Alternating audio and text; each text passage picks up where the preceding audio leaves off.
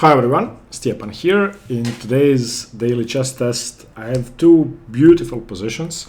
For easier navigation, you can find position 1, position 2, and then solution 1 and solution 2 in the chapters of the video. The first position is, it was extremely instructive for me because I play these positions with white and I'm never really sure what to do against hedgehog type positions when I play the Maroczy bind when my opponent does something strange. So have a look at this first position. You play with the white pieces. Again, the rules are on the screen. Solve the position over the board.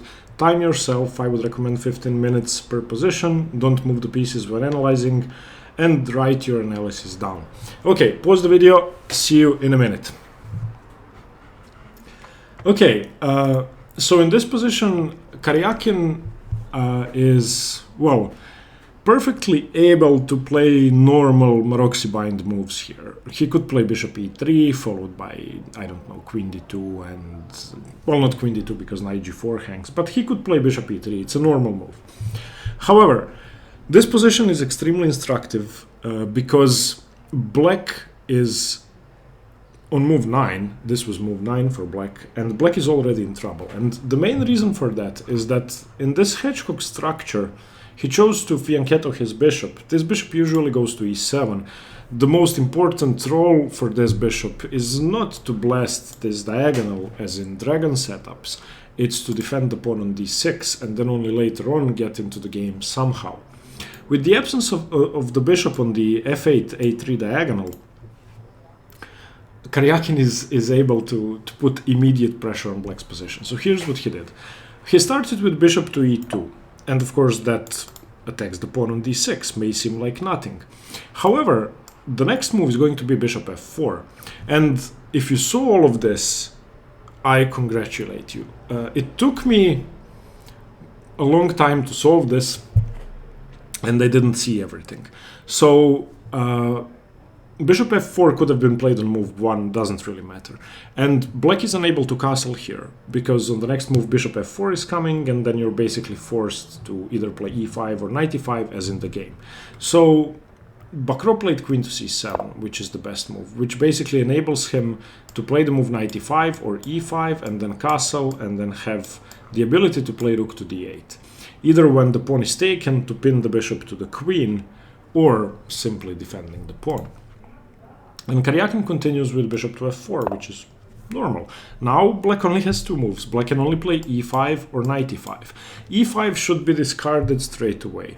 You should rather lose a pawn with black than play e5 in this position. It's just dreadful, and here is why. If you do play e5, these pieces will not be participating in the game at all. And here is why. Bishop to e3. Simply retreating the bishop. Black finally castles, and now knight to d5. And of course, moving your queen again doesn't really make much sense. Where do you move the queen anyway? Bishop to b6 is coming, and I've won many games when my knight was allowed to stay on d5 and they basically picked up all of the pieces. You can play knight c7, you can play whatever you want. So this knight has to be taken. C takes d5, and now knight to e7, and now you have two pieces completely out of play. Rook c1, and this position is about +3 for white. The material is equal, but you're basically playing a million pieces down. Not to mention this guy that's unable to come into play. You can get it to d7, but then what? So e5, not an option. So the critical move is knight e5, and now if you saw bishop e2 and this idea with bishop f4, you had to see the defense knight e5, and now you're looking for a follow-up. And here's the smart part.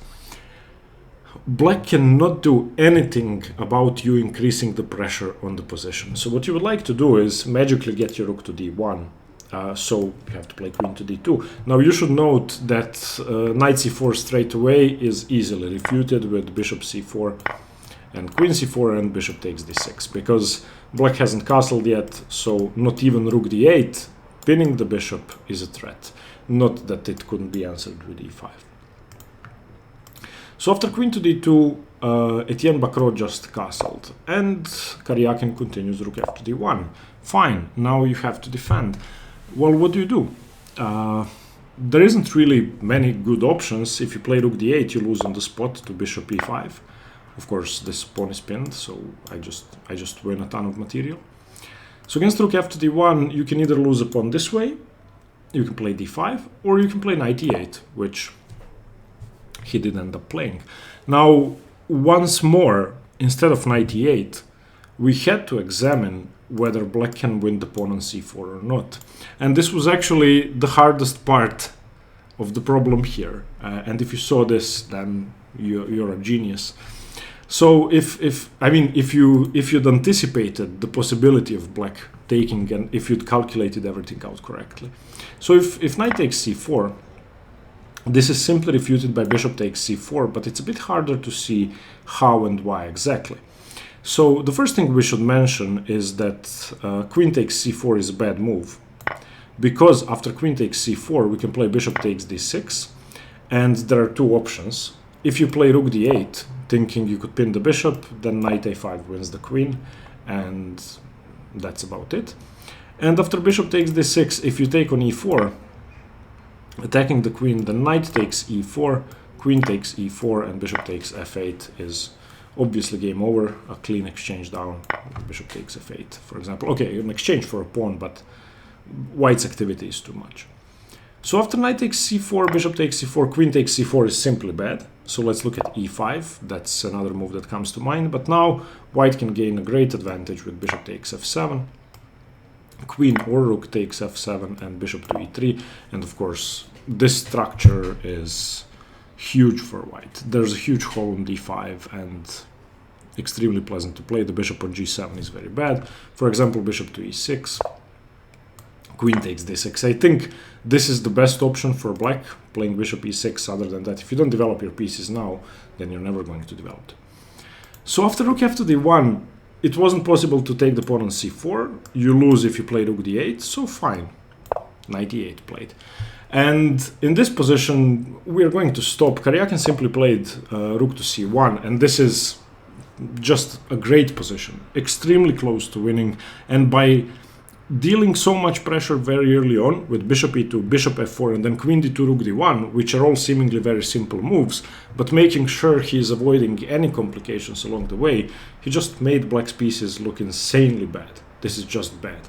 And Bakro probably should play something like b6, bishop b7, and have a much worse position, but he just lashed out with f5, and now after ef5, gf5, he's of course completely lost c5, and yeah, you can resign. He played dc5, queen e3, pressure here, c4 was played, knight a4, because the pawn is pinned, and I don't want to go much further. 5 moves later, he resigned.